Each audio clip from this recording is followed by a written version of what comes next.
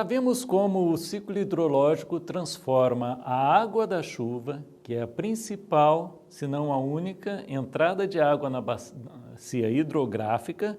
Já vimos que essa água vira a vazão do rio. A chuva, a água que vem, que precipita, ela vai recarregar a vazão do rio.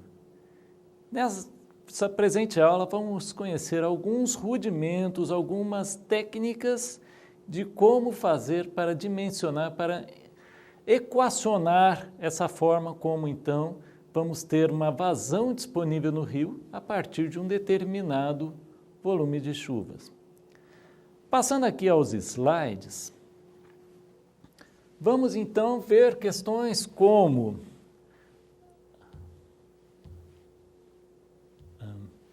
de onde vem uma frente fria? Como se forma essa frente fria? Como está ali uma massa, ilustrado, uma massa de ar frio que vem avançando pelo continente, expulsando toda uma condição climática que previamente estabelecida, né? Bom, e as frentes quentes? Como elas se formam? Como elas são? Então, a aula de hoje é um passeio por vários assuntos relativos à quantidade da água, aquele aspecto, então, da disponibilidade hídrica, que seria aqui a quantidade exclusivamente. Os volumes, vamos trabalhar a questão dos volumes de chuva que viram vazão no rio. Como estimar volumes de chuva? E se chove? E se chover só em parte da bacia? Bom, vamos simplificar. Quando nós temos uma bacia hidrográfica e vamos estimar, vamos tentar entender quanto de chuva está se transformando numa vazão do rio, nós temos que olhar a bacia como um todo e supor que se a chuva a precipitação que está caindo na bacia, ela cai de forma homogênea. Então, eu vou ter estações pluviométricas que vão medir o volume da chuva em termos de milímetros, e aí eu vou admitir que esse milímetro é homogêneo desde a nascente até a foz. Com isso, o que nós vamos ter é que a água que não cair diretamente no corpo hídrico, ela não infiltrar e nem interceptar, vai fluindo aos poucos pela superfície, pelo escoamento superficial, nesta forma aqui. E isso vai fazer com que o rio ganhe volume. E aí, então, eu vou começar a definir modelos chuva-vazão, modelos matemáticos que transformam a chuva em vazão.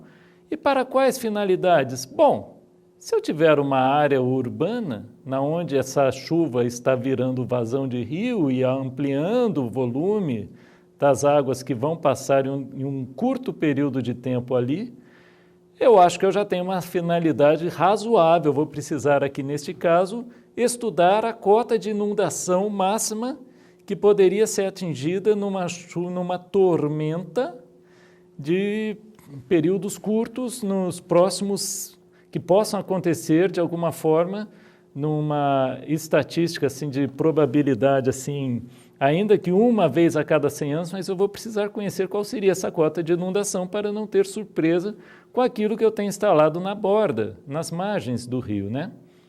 Bom, lembrando também o seguinte, aqui nós fizemos uma barragenzinha e pensamos na possibilidade, e se não chove, né? Ah lá, tudo está escoando. Então, eu comecei a ter aqui questão de conflito de uso, né? Alguém um órgão que se apropriou da vazão do rio para seu uso específico e que, de repente, ao invés agora de gerar riscos de inundação, simplesmente reduz a disponibilidade hídrica que havia a jusante e acaba gerando conflito com os usos da água que viriam ali adiante. Então, veja a importância de nós estarmos estabelecendo um racional para trabalhar a questão da chuva, dominar esses volumes de chuva e conseguir pensar como ele se transformaria, então, o que significaria em volumes de vazão, em volumes de água no rio, como seria em termos de vazão, especialmente em períodos de abundância e também em períodos de estiagem.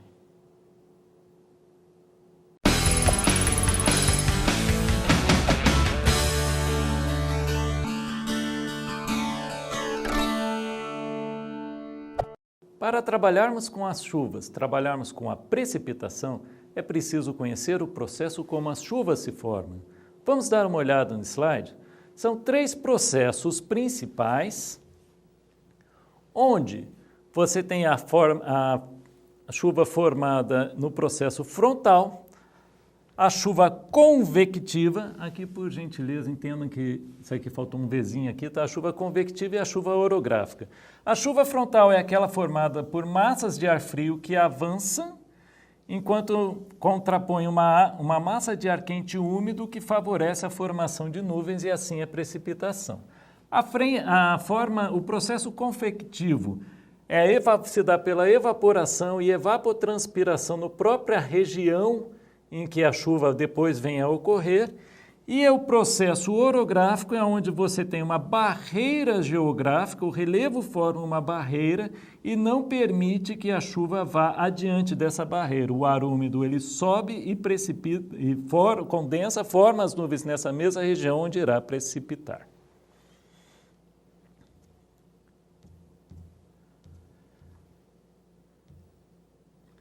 As massas de ar possuem as mesmas características das regiões onde se formam. Essas características determinadas por temperatura, umidade do ar e a pressão atmosférica. Então pense na massa de ar formada ali na região polar, onde você então vai ter que ela é fria. Já se ela é formada na região equatorial, ela é quente. Lembrando ainda que ela pode ser formada na região do continente e na região do oceano.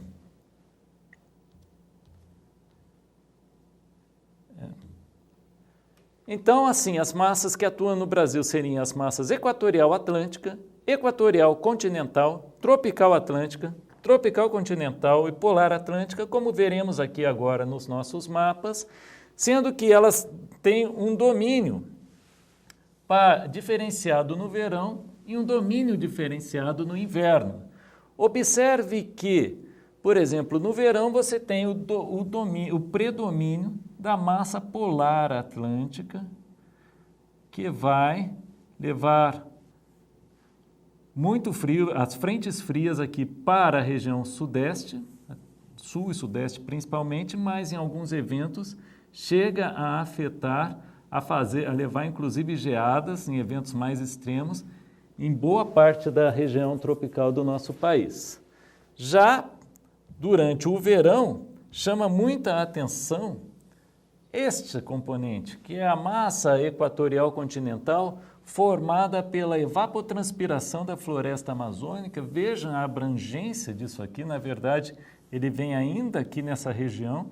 É uma zona, deixa eu refazer isso aqui um instante, é uma zona muito ampla, limitada aqui pela barreira dos Andes, vai até Buenos Aires, trazendo chuva para toda essa ampla região do nosso país.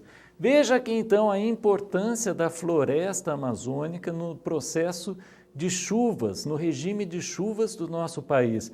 Isto torna vital a manutenção desta floresta. Quando falamos em uso econômico da floresta, da floresta amazônica especificamente, precisamos levar em consideração que a sua preservação é um benefício à economia do país como um todo. Aqui estão os chamados rios voadores, águas que vão beneficiar desde Cuiabá até Buenos Aires, fazendo uma importante parcela de chuvas que vão alimentar a nossa região, e todos sabemos o que acontece quando as chuvas escasseiam nessa região. Vamos avançar avançar aqui para ver então agora como as frentes frias, então, você tem um avanço da massa de ar frio contrapondo todo aquele ar quente e como assim, portanto, você passa a ter a formação de nuvens e essa área aqui mais tempestuosa na transição entre essas faixas. E aqui vemos então como estaria esta frente fria que avança aqui no interior do continente e aqui essa área de formação exatamente dessas nuvens. Vamos ver ainda aqui as frentes quentes, em que a dianteira de ar ela segue formando chuvas fracas e persistentes. No caso aqui, já seria algo um pouco menos,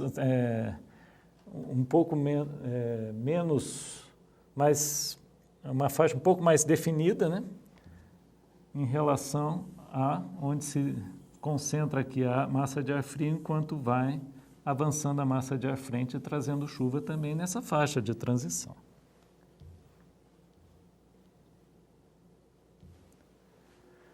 Com isso, nós temos aqui, vimos os principais processos e passamos a entender um pouco mais como as chuvas podem ser mais persistentes, mais demoradas ou simplesmente tormentas mais concentradas. Conforme nós temos uma situação ou outra, precisamos agora entender como se daria essa vazão nos nossos rios.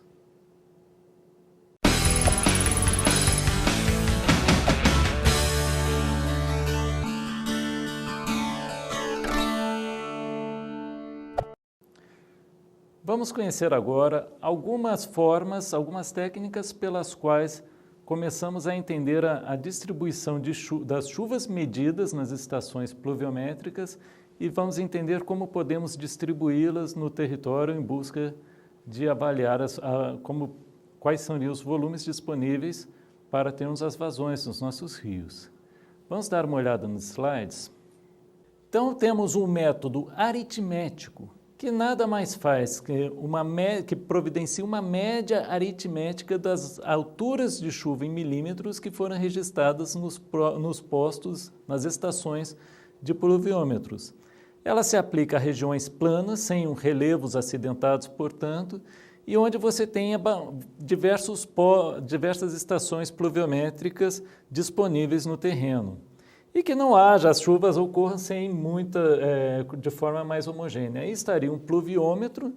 Temos aqui, então, que à medida em que as chuvas acontecem, você terá o enchimento desse tubo, a água da chuva vai cair aqui e escoar e vai cada vez mais enchendo o tubo, e aqui você vai ter, portanto, a leitura em milímetros. Então, neste ponto, por exemplo, teríamos aqui 50 milímetros de altura de chuva. Agora vamos ver aqui uma bacia hidrográfica. Vamos só relembrar que aqui nós temos alguns elementos como o exutório da bacia e aqui estão as nascentes de cada rio, dos rios que vão compor essa rede hídrica. Aqui estão a cabeceira, né? As cabeceiras da minha bacia hidrográfica.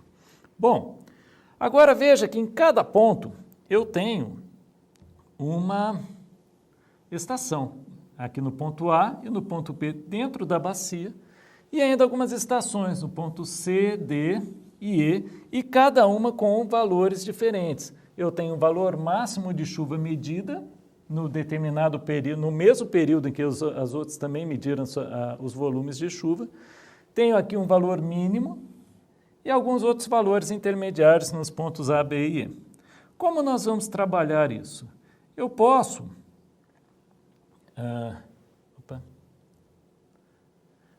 trabalhar, então, com a somatória dessas precipitações dentro da bacia, que seria, então, as do ponto A e B, e simplesmente dividir pela quantidade de estações, que seria, então, de postos, que me daria aqui esse número 2.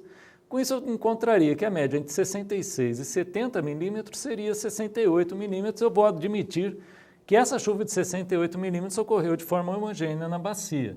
Mas posso também considerar que os postos dentro e fora da bacia também deveriam compor a minha média aritmética, e com isso vou somar todas as vazões medidas nesses postos e dividir por 5. Já encontraria um valor diferenciado que pode ser adequado ao meu estudo conforme eu queira entender melhor o que está acontecendo na bacia.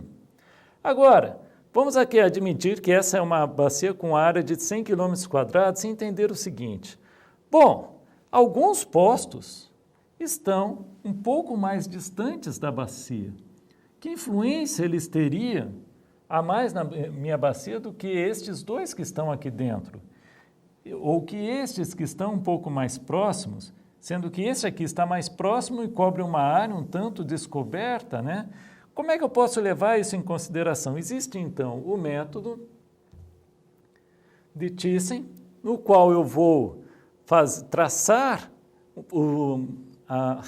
segmentos de reta entre cada ponto nas minhas, que seriam os vértices, que seriam as minhas estações, tomar a distância média desses segmentos de reta, que seria aqui indicados nas linhas amarelinhas, e com isso fazer novos segmentos, aos quais eu vou unir para fatiar esta minha bacia em áreas que vão ser, buscando definir qual o predomínio de cada fatia de cada trecho, de cada segmento dessa bacia, qual o predomínio de chuva em cada em cada ponto. Então, aquela chuva de 120 milímetros, que na minha média aritmética pesava bastante no cálculo, observe que ela, na verdade, ficou com um cantinho pequenininho da bacia agora, ela já não influencia tanto. Quais são as estações com maior predomínio aqui na bacia? Seriam as estações B e as estações A. É razoável pensar isso, elas estão dentro da bacia, passando melhor a realidade da bacia para mim. E ainda alguma influência das estações E, D e I. Então, com isso, eu vou agora fazer a média ponderada, onde eu vou pegar o volume de cada bacia e somar com as áreas de cada uma delas, obtendo agora, então, um novo cálculo e dividindo isso pela área total. Então, aqui, esta área e aqui cada parcela da área multiplicada pelo seu respectivo valor medido na estação. Isso já vai me trazer um valor mais apurado, que inclusive é inferior ao que eu havia obtido antes, com a minha média aritmética, olhando só os postos dentro da bacia e também os postos vizinhos. Isso aqui é um exemplo de técnicas utilizadas para se fazer a medida de vazão, de conversão de vazão, de chuva para vazão nos rios. Então, aí você define a área de influência na bacia hidrográfica e vê ainda que você pode ter mais precisões. Existem métodos ainda mais precisos. Isso aqui é como o método das isoietas, que pode ser pesquisado na internet. Esse aqui é apenas um exemplo bem simples de como você pode utilizar das informações de monitoramento disponíveis nas bacias, ou informadas pelas estações pluviométricas, para então começar a entender quanto de água você vai ter disponível na bacia, qual a altura de chuva um determinado evento de água, qual a altura de água um determinado evento de chuva propiciou na bacia hidrográfica, de forma homogênea.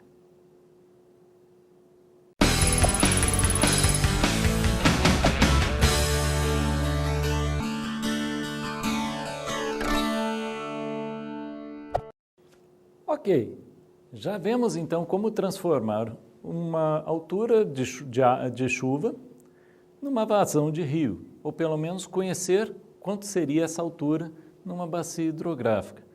Mas como eu vou obter a informação de quanto choveu na bacia? Então aqui nós vamos iniciar, olhando aqui no slide, uma consulta ao site Hidroweb, que seria esse sistema de informações hidrológicas disponível na página encurtada conforme indicado acima.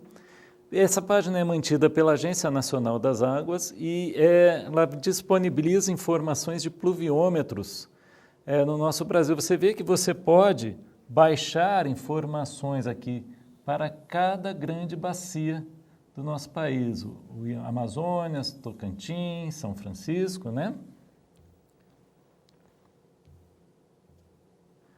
Então aqui você vai ter uma página onde você vai ter acesso às séries históricas todos os pluviômetros em atividade no país, né? Então eu posso vir aqui, pedir informação de uma estação pluviométrica, eu tenho também as estações fluviométricas que medem diretamente a vazão do rio, né? Eu vou então preencher, ter mais um pouco de informações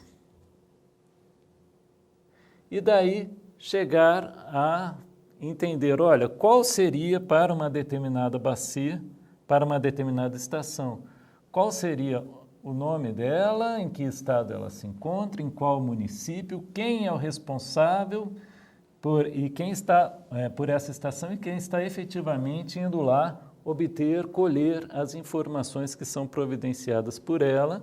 Vale a pena lembrar que existem estações operadas manualmente e estações operadas de forma automática com as informações providas por telemetria, né? Aqui estaria ainda um resumo dessa bacia, dessa estação. Vamos avançando aqui. Aqui estariam os resultados providos.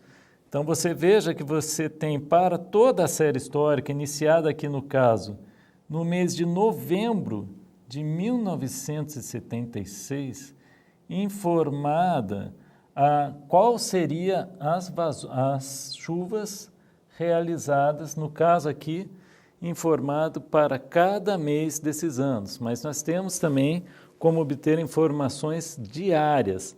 Então, com isso, você já teria aqui as chuvas, e no caso, se você pretendendo conhecer um pouco melhor sobre chuvas intensas, você estaria mais preocupado com a chuva máxima ocorrida no dia em cada mês, e com isso você vai poder fazer estudos você poderá plotar essas médias ou os valores máximos nos gráficos e entender como se comportam essas chuvas, essa precipitação ao longo dos meses. E você olhando, no caso aqui, o ano de 2005, você pode, no caso aqui seria o ano de 2005, você pode ainda traçar médias mensais e vai obter, assim, o chamado climograma, que é um resumo das condições climáticas em cada região. Vamos dar uma olhadinha aqui no climograma da região amazônica, aqui lá no extremo da Amazônia, esse climograma 1, onde você vê um volume elevado de chuvas, ele tem uma mínima aqui nesse ponto, uma máxima aqui, ele oscila sempre com muitas chuvas médias a cada mês, um mínimo de chuvas nesta faixa aqui dos meses que vão de agosto a novembro, estaria aqui nessa região, e ao mesmo tempo você tem uma informação aqui da temperatura média nessa região. Deixa eu ampliar um pouquinho aqui. Então, agora vamos conseguir visualizar isso aqui um pouco melhor. Você tem, então, temperaturas para Urupês, essa estação Urupês ali na faixa de 25 graus Celsius e volumes de chuva na faixa de pelo menos, de quase, no mínimo, aí, 170 milímetros, tá? Aí, se você olha Cuiabá, a situação já é bem diferente. Se você vê um volume de chuvas que quase não chega ao mínimo na região ali de Urupês e ao mesmo tempo, enquanto a temperatura se mantém elevada ao longo de quase todo o ano. Mas já quando você vai em Minas Gerais, na cidade de São Lourenço, você vai encontrar uma situação bem diversa, em que As chuvas quase não vão acontecer no período de inverno, a temperatura cai drasticamente e, enfim, você observa como o climatograma vai resumir as condições climáticas de cada bacia. Vale a pena aqui, para fins de contraste, avaliar o que seria ali na região nordeste, as temperaturas ainda mais altas do que vinham sendo em Urupês e Cuiabá ao longo de todo o ano, de forma muito estável, enquanto a disponibilidade de água de chuva é baixíssima. Já ali na região do Atlântico, você vai encontrar Maceió com um pico ali nessa região. E aí, as consequências desse arranjo, você vai encontrar, então, um resultado de como cada região interage com o seu clima. Você, ora, vai ter florestas densas, ora, você vai ter uma caatinga, e aí você começa a ver novamente aquilo que eu sempre chamo a atenção, a relação entre o ambiente e a água. Uma questão até filosófica. Vale a pena perguntar o seguinte: você sabe que a floresta existe porque existe a água. Mais uma vez estabelecida a floresta, vale a pena perguntar se a água está ali presente porque existe a floresta. Isso nos chama muita atenção para a necessidade, mais uma vez, da preservação de nossas florestas. Porque nós vivemos num país de grande disponibilidade hídrica e quase que homogêneo ao longo do nosso território, com variações, é claro, mas se olharmos países com habituais escassez hídrica habitual, você vai encontrar que a água é sempre um recurso muito escasso.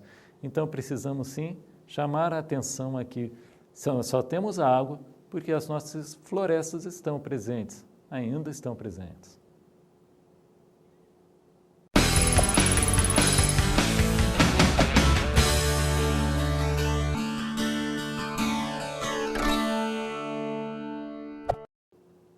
Na relação entre chuva e vazão, o hidrograma é um recurso muito importante que vamos apresentar aqui nos próximos slides.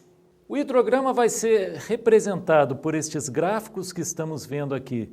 Acima, a precipitação é representada num hietograma posto de cabeça para baixo, justamente numa alusão da chuva que cai, certo? Esse aqui é representado pela letra P, enquanto a vazão do rio, representado pela letra Q, vai ter um comportamento na medida em que essa chuva acontece. Observe que estes dois gráficos estão associados este gráfico, melhor dizendo, da vazão está associado ao exutório, esta seção, especificamente esta seção no rio, enquanto a chuva, toda esta chuva aqui, está associada à água que choveu de forma homogênea em toda a bacia a montante desta seção de rio. Então, pronto, estamos analisando aqui esta seção de rio. Como está a vazão nessa seção? Ela vem constante antes do acontecimento da chuva. A chuva começa a cair, esta vai sendo conduzida ao rio ao longo de toda a bacia, pelo escoamento superficial, e isto vai, então, incrementando a vazão que vai passando aqui. À medida que passar o tempo, mais vazão dessa chuva vai chegando aqui no rio, vai sendo convertida em vazão, até o momento em que toda esta vazão já passou aqui por esta seção.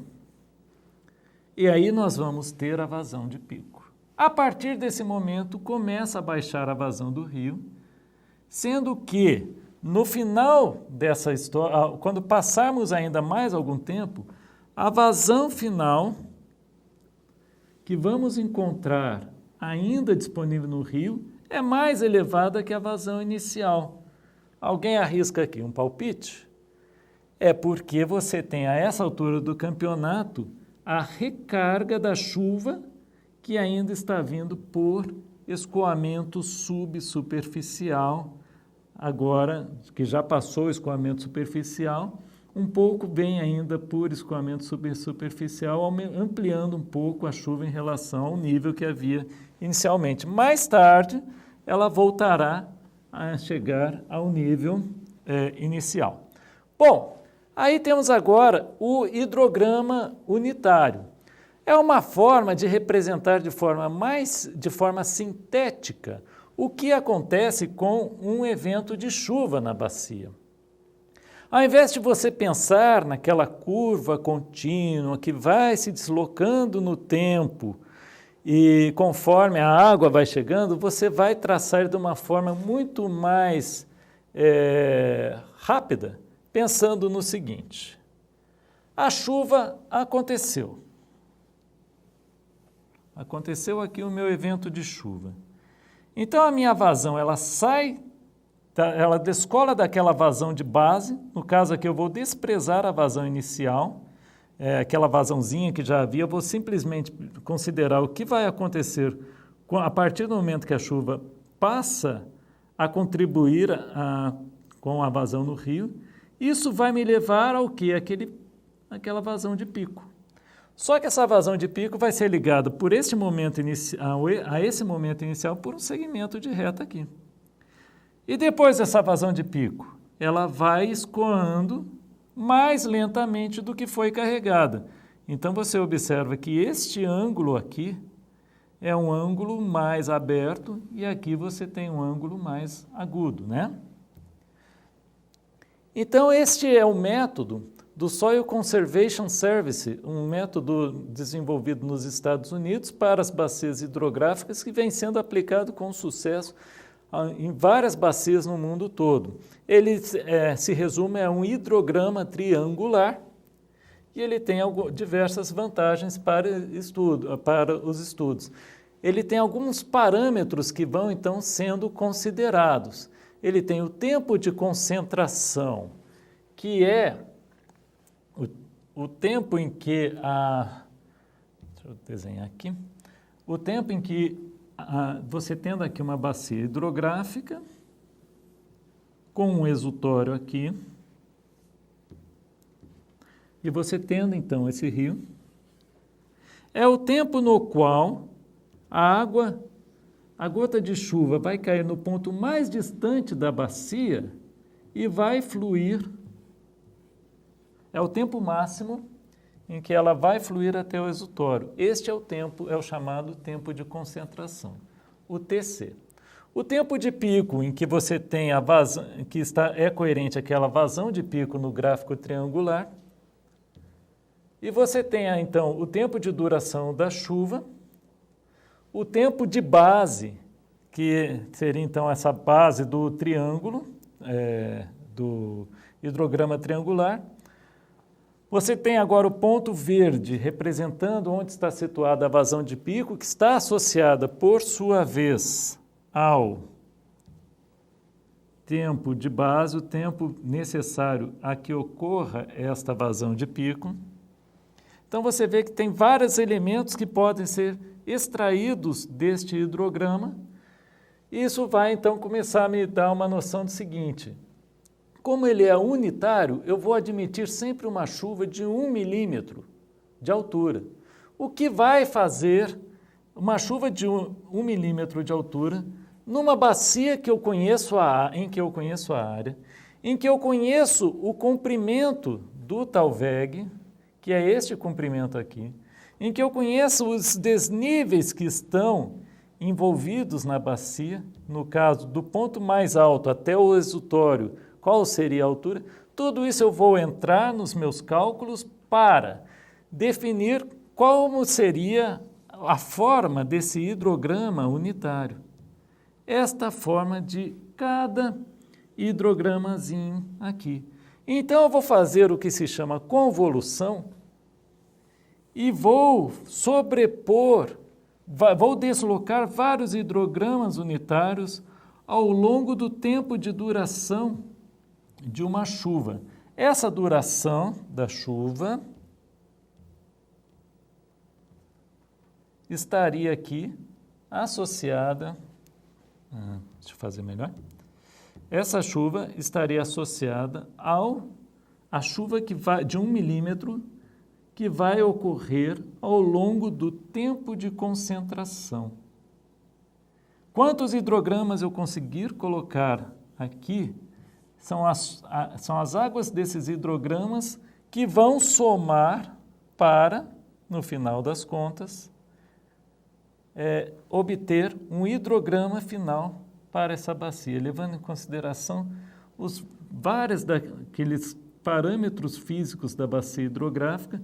Cada bacia hidrográfica, portanto, vai ter o seu próprio hidrograma unitário, que numa convolução coerente com o tempo de concentração da bacia, vai me dar uma curva específica de chuva. É a forma, então, como o rio responde à chuva dessa bacia hidrográfica. Esta forma aqui é única para cada bacia. Então, podemos entender o hidrograma unitário como sendo a assinatura da água, da chuva, na bacia hidrográfica. Cada bacia hidrográfica com seu próprio hidrograma unitário e cada bacia hidrográfica interagindo com a chuva de forma a gerar vazão no rio de uma forma diferenciada, particular para aquela bacia. E temos assim então um entendimento melhor de como dominar essas variáveis tão naturais, essas variáveis tão peculiares ao ciclo hidrográfico. Começamos a dominar quanto de chuva vai significar, vai ter quais consequências na minha vazão de rio. E aí eu começo então agora a entender o que vai acontecer se eu tiver uma chuva, a pensar aonde vai chegar uma cota máxima no momento de chuva máxima e o que vai acontecer se não houver a precipitação nos volumes usuais.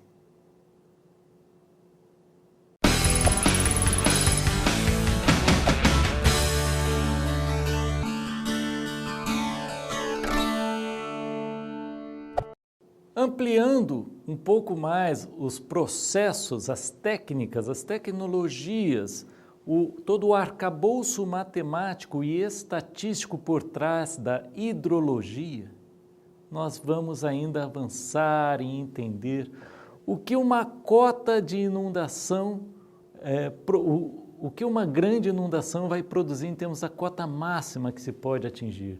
E essa cota vai variar se eu pensar, olha, eu preciso entender qual seria a máxima chuva que pode acontecer aqui num período de 2 anos, porque eu vou fazer uma obra de drenagem simples que precisa segurar apenas uma chuva máxima num período de 2 anos.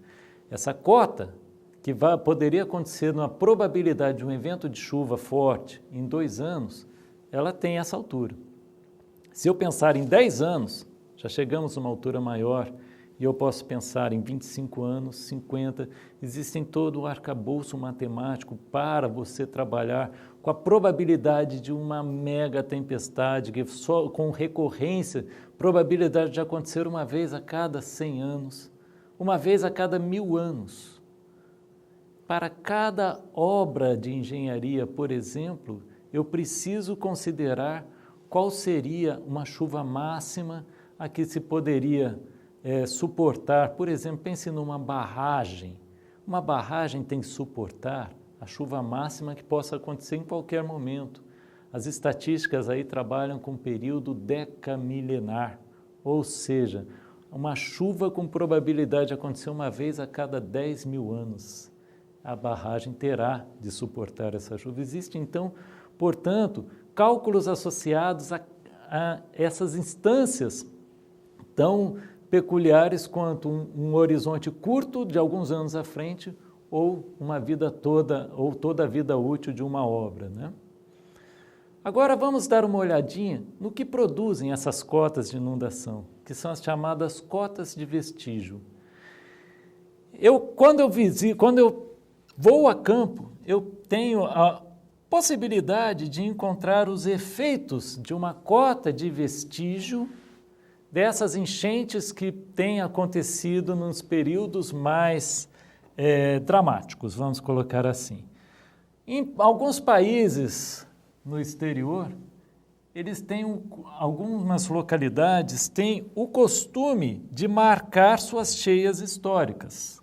Eles gostam de deixar registrado a cheia que aconteceu mais intensa, aqui você veja no ano de 1972, aonde chegou nessa casa, onde chegou em 96, passados 24 anos depois dessa grande cheia, esta cheia de 96 não produziu o mesmo efeito.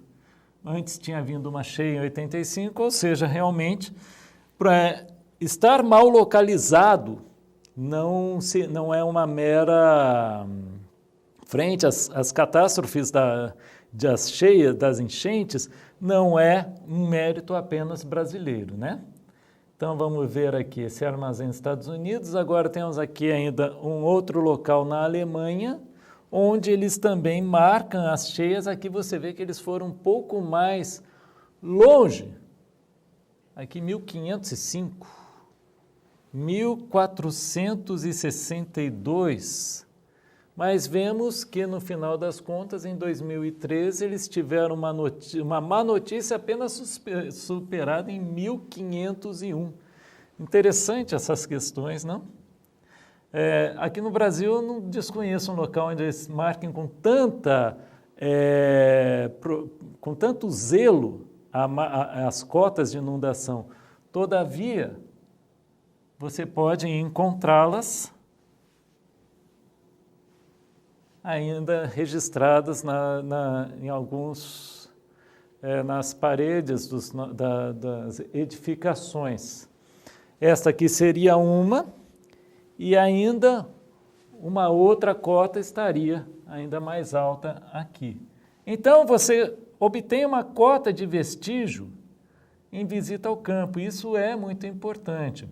Veja aqui, no caso esse rio aqui em Mississippi, que eles começaram também a entender que eles precisavam desviar o curso do rio se quisessem poupar as áreas que já registraram, já provaram que o rio haverá de invadir em algum momento. O fato de você ter tido um nível recorde, no caso aqui em 1927, não impede que isso venha a se repetir. No caso ali, eles estão preocupados com o seguinte: olha, se essa cheia se repete hoje, na forma como passamos a ocupar o entorno do rio, o que isto poderia trazer de danos? Então, eles já pensam que o melhor mesmo seria se desviarem o curso do rio para não ver essa cheia se repetir novamente. Observe que no caso temos ali uma cheia de 1927 que não é um nível recorde e não tornou a ser repetido nos últimos, aí já estamos nos aproximando para 100 anos disso aí, né? Ou seja, você teve ali uma cheia com uma probabilidade de ocorrência aí em pelo menos 100 anos, né?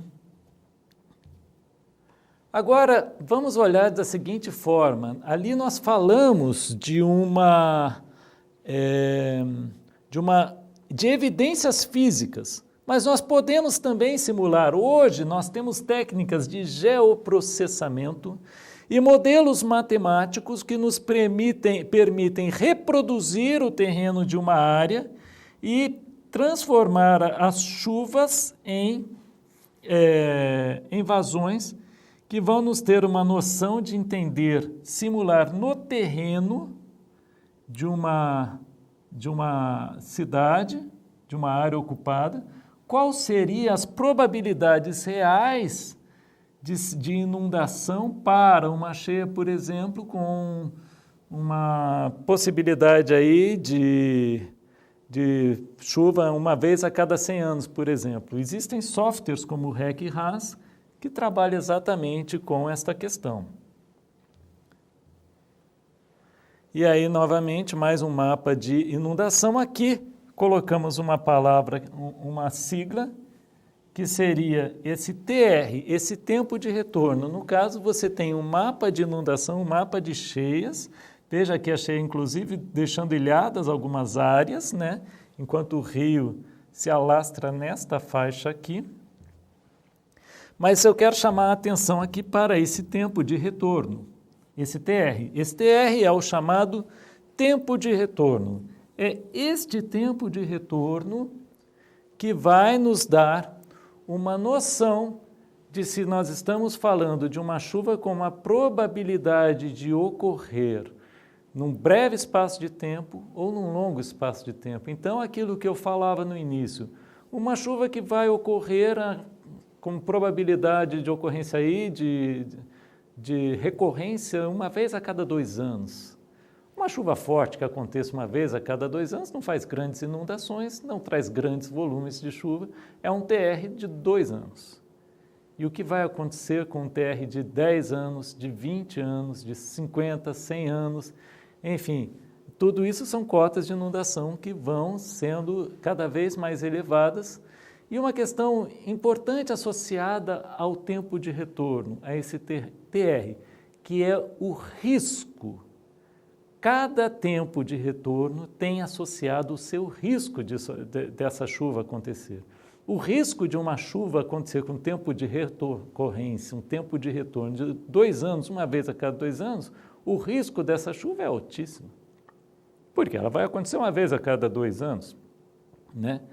Agora, se eu falo de uma chuva que é uma probabilidade de ocorrência de uma vez a cada 100 anos, ela tem a probabilidade de acontecer neste ano exatamente de 1 sobre 100.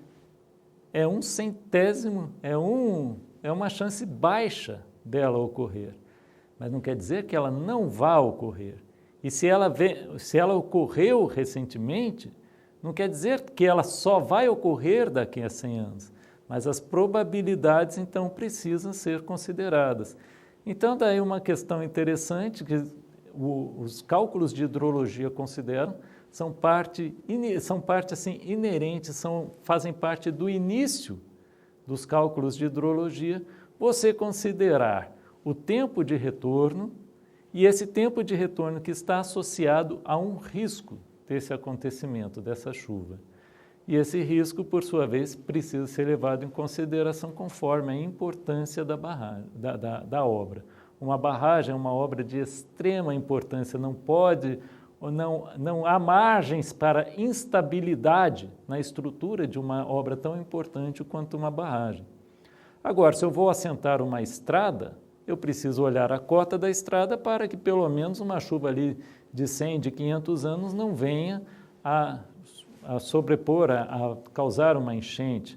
Mas se por sua vez são obras simples de drenagem, eu já não preciso fazer obras tão robustas que suportem chuvas uma vez a cada 100 anos, mas uma vez a cada 2 anos, vindo a falhar para fins de uma drenagem simples a cada 5 anos, chuvas de 10 anos, 50 anos já não seria um impacto grande, né?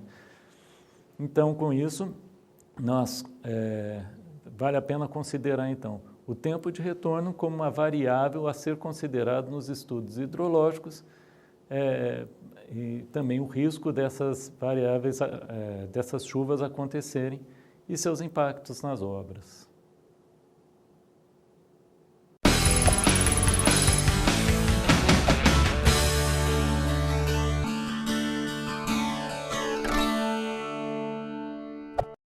A prática dessa aula é muito interessante. Um evento acontecido no início do ano de 2017, que vamos acompanhar aqui no slide. Então, ela ocorreu em Oroville Dam nos Estados Unidos, em 14 de fevereiro de 2017. Esta é a barragem que existe ali no local, e você vai encontrar aqui um conduto de saída, então, dessa água, né? Onde você teve o seguinte evento.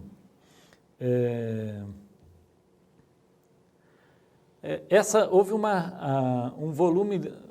evento que esse escoamento da água rompeu.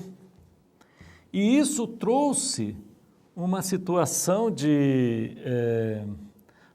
muito dramática para a população residente, a jusante dessa barragem, porque dali sai o rio que, na jusante dessa barragem, vai encontrar uma área habitada muito extensa logo adiante.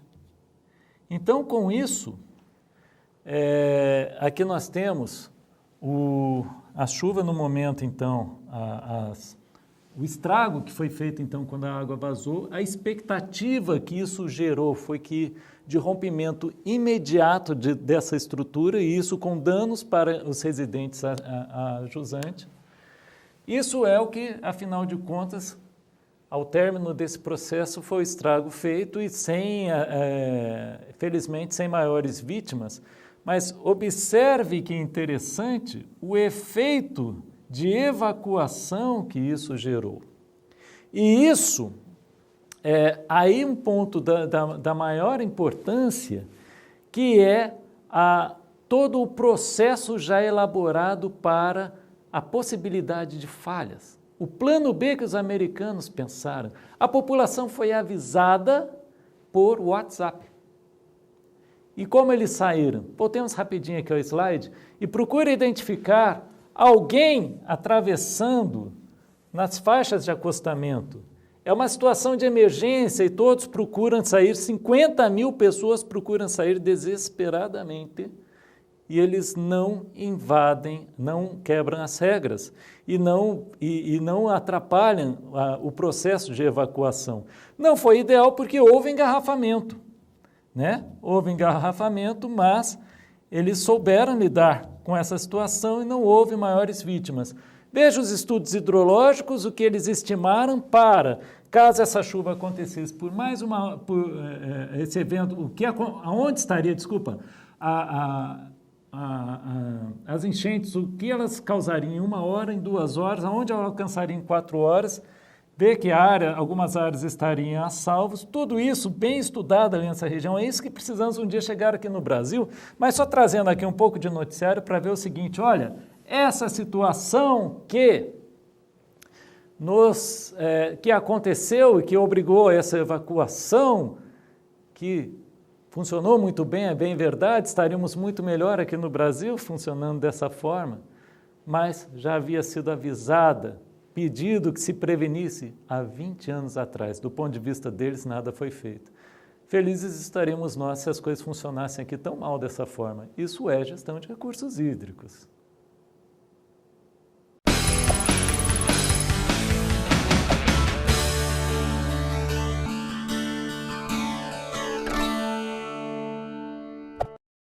Finalizando, vamos mostrar como algumas cidades atuam para mitigar os efeitos de chuvas intensas.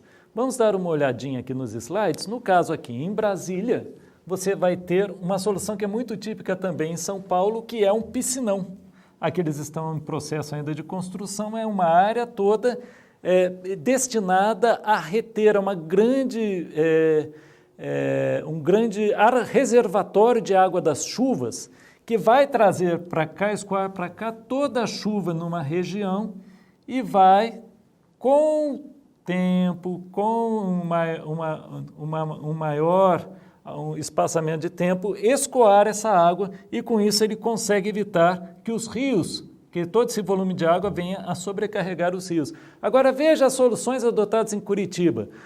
Curitiba também fez seus piscinões de uma forma natural. Aqui nós temos o Bosque do Alemão, aqui nós temos o Parque São Lourenço, aqui nós temos o Parque Tingui. Tudo isso área também de reservação de água com florestas e lagos. Então também são áreas, são soluções adotadas para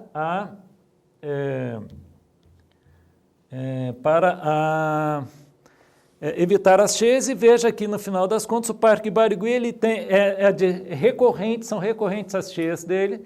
Quem não está acostumado se assusta, nossa, não pensaram, as chuvas alagam o parque, quando na verdade o parque foi exatamente mantido nessas condições para alagar, para segurar a água, reter as águas das enchentes, evitando assim que ela venha a gerar impactos nas áreas habitadas.